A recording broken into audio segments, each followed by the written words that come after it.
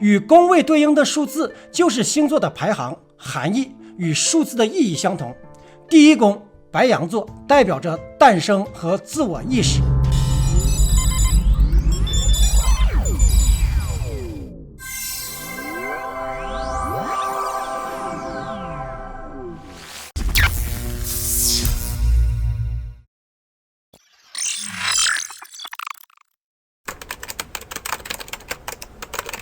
Hello， 大家好，这里是飘飘然飘哥。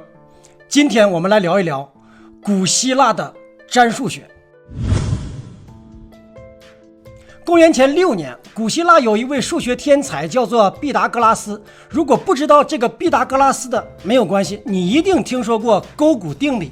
而他是最早发现勾股定理的西方人。同时，毕达哥拉斯也是哲学家。很多人不知道的是，他在神秘界也是鼎鼎大名。他提出的数是万物的本质，数字支配着宇宙，认为物质与精神世界的背后有着数字法则。他发现人生与宇宙有直接的共振联系，其实有规律可循，并且从数字中找到了这个规律，由此提出了数字1到9的基本含义，创立了毕氏数字玄学派。后人将毕氏玄学派与犹太人的卡巴拉教数字论、占星学结合在了一起，逐步的创出了完整体系的占数学，其与我国的易经也有相通之处。正确的科学意识观将是引领人类向前发展的，而科学不是局限于已经知道的唯物技术和三维世界，而是同样需要待开发的未来，包括意识和通灵。也就是开发你的意识，增进你的思考能力，运用正确的科学思维，打通你的小宇宙的任督二脉。Oh my god， 嗷嗷狠！由于占数学体系庞大，为了让小伙伴们能够理解的透彻，听得过瘾，咱们尽量的包含更多的内容。如果一集两集说不完，小伙伴们还爱听的话，那么我们就多做几集，让每个小伙伴们都能够找到自己的命运数，和教大家怎么来找，非常的简单，一点就透。咱们就来掰扯掰扯这些创世数字在各个领域的深奥含义和通灵预言。首先来说一下占星学。占星学中有11大星体，它们分别代表着人的不同的性格以及特质，并且有一个相关的数字，它们的含义正对应了数字的本质。我们来看一下，1代表的是太阳，太阳是其中最亮的一个星体，属于阳性力量，具有冒险精神和开创魄力。2代表月亮，月亮属于阴性力量，与母亲的影响有直接关系，包括情感的选择标准、人际关系的协调。3代表着木星，木星象征幸运点，崇尚积极乐观，同时与推理有关，因此也代表着法律、文史哲等事物。第4代表着地球，地球是一个比较稳重的星体，代表着脚踏实地、务实、勤奋。5代表着水星，水星具有思虑敏捷的属性，注重细节，处事态度轻松，喜欢猜谜游戏，复原能力比较强。6代表着金星，金星无论在感官还是精神层面都喜爱美丽的事物，在神话里主宰金星的是爱神维纳斯。7代表的是海王星，海王星充满了幻想，有令人难以抗拒的神秘感，有流浪作风，爱思考。8代表土星，土星有强烈的个人价值观，同时具有强势的统御力量，有权威感。9代表火星，火星具有积极、冒险、热爱成功、锲而不舍的特质，代表理想主义。11天王星，天王星的运行轨道不规则，意味着不按规矩行事，具有自发冲动的属性。22也就是22代表冥王星，冥王星被视为冥王的化身，同时也代表着人类的黑暗面，象征着金钱、权力和性欲。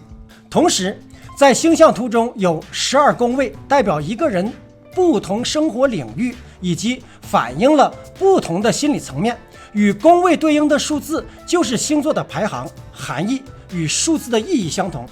第一宫白羊座代表着诞生和自我意识，第二宫是金牛座，代表着是物质与资源，第三宫是双子座，代表学习与沟通力，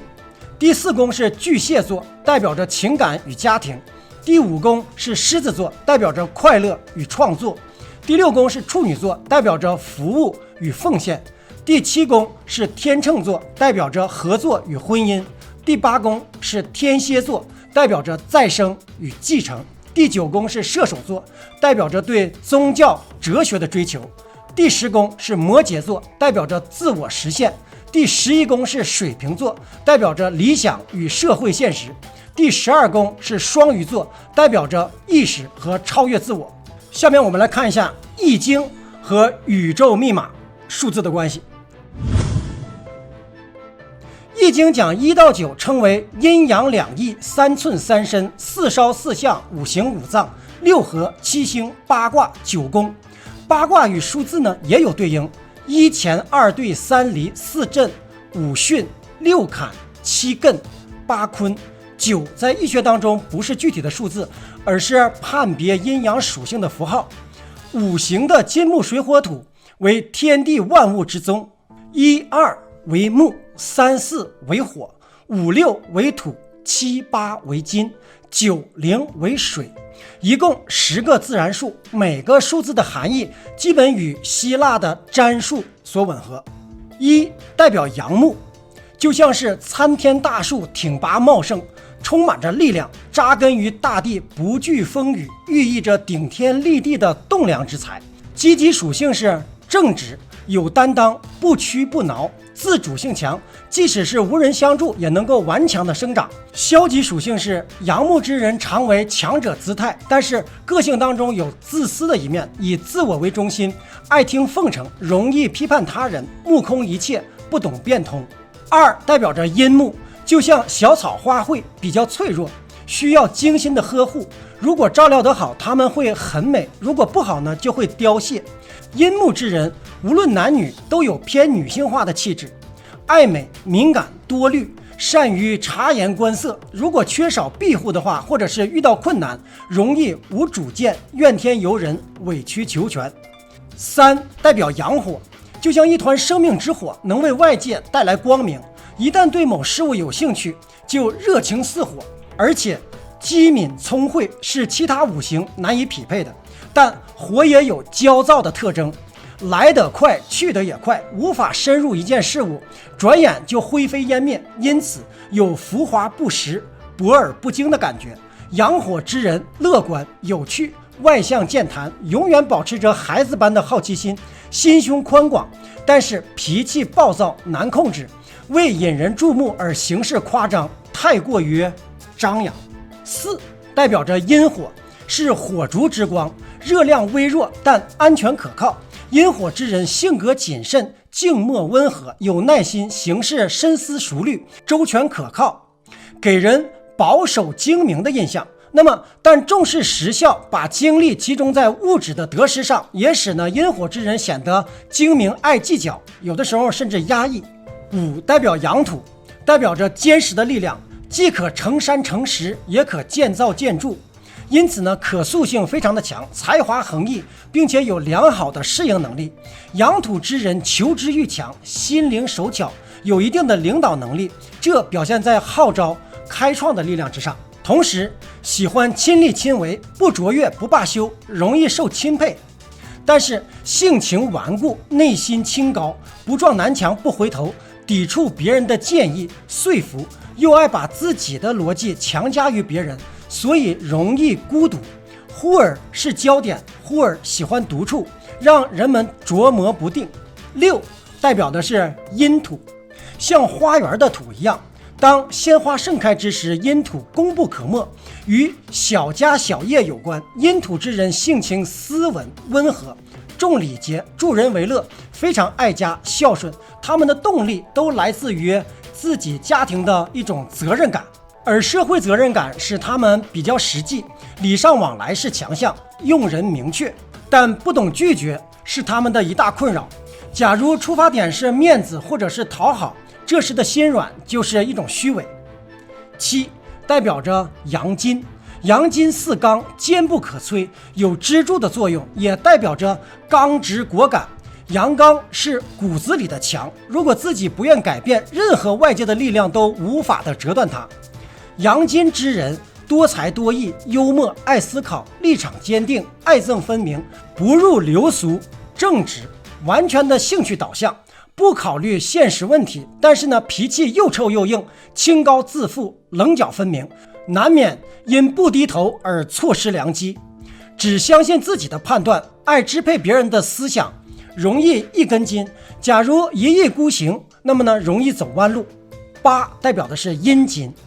比较柔韧，内敛自如，一般很在意外在的成功标准。阴金的人学习能力超强，而且上进，尤其在语言艺术上才华出众，但有强烈的虚荣心，重面子形象，这几乎成为他们的动力。喜欢维护表面的风度素养，以建立优越感，这容易导致于压抑阴暗。他们的倔强轻易不露，但与人探讨理论时，容易流露出自己的就是真理的态度，自命不凡，有完美主义倾向，而且呢，只对值得佩服的人交友仗义，对平庸之辈挑剔不屑。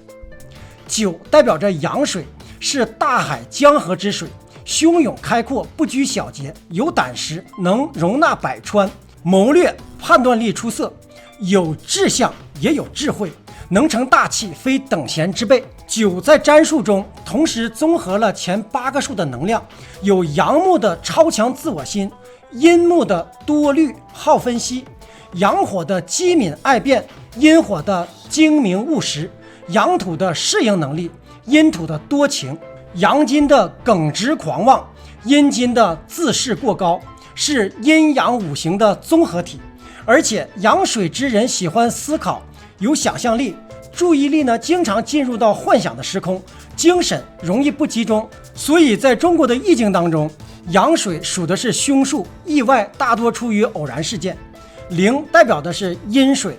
属于涓涓细流，轻柔灵巧，滋润花草，无论与哪个数字搭配，都会融化刚性，提升负面能量。阴水可以稀释或者是凝固某个五行的力量。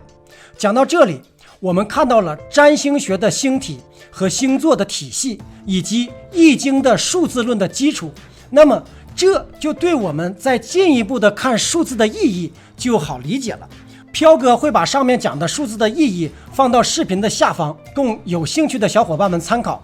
那么毕达哥拉斯的玄学体系是如何完善的阐述占数学的，以及如何联系到你的个人命运，咱们下期继续讲。下集的链接会在第一时间放在本视频的下方，点击即可观看。谢谢您的收看，请别忘了点击订阅和打开小铃铛。独在异乡为一刻，每逢孤独看飘哥。Peace out。